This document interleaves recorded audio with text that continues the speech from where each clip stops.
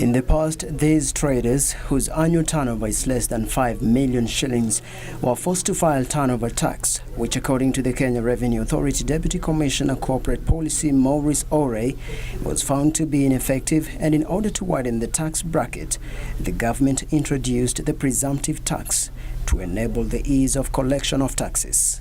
A regime which is almost similar to turnover tax, but kind of twisted a bit, so that one, we achieve the aspect of simplicity, which is a key aspect of the presumptive tax.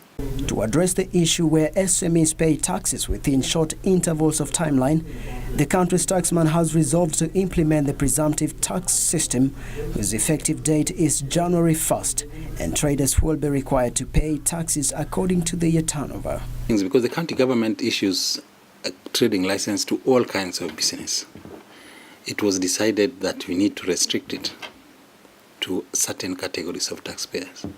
So this was done by exempting certain categories. If, for example, the county government license is 5,000 shillings, which is the majority, then the tax that somebody would pay would be 15% of 5,000, which is, I think, 750 shillings. And that, after paying that, then the whole year you don't need to pay anything to KRA.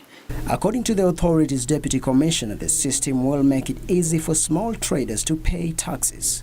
One thing I still need to emphasize about this tax is its simplicity and affordability, and also the convenience of paying the taxes.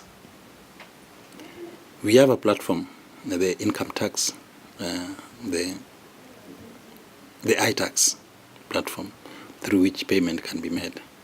Payment can also be made through a mobile platform, which makes it easier even for the mama mboga down there in the village to easily pay, because a majority of Kenyans now own phones. Oray, on the other hand, warns small business operators with the tendency to avoid tax remittance, saying should they forfeit the presumptive tax mode, they will be forced to file a 30% returns from the profit they make annually. It is the hope of the tax collector that the presumptive tax will go a long way in expanding the country's tax base and in return contribute to the country's gross domestic product.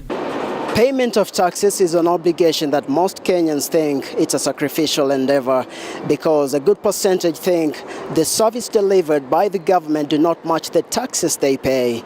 But with a presumptive tax, KRA projects that service delivery from the government will be improved.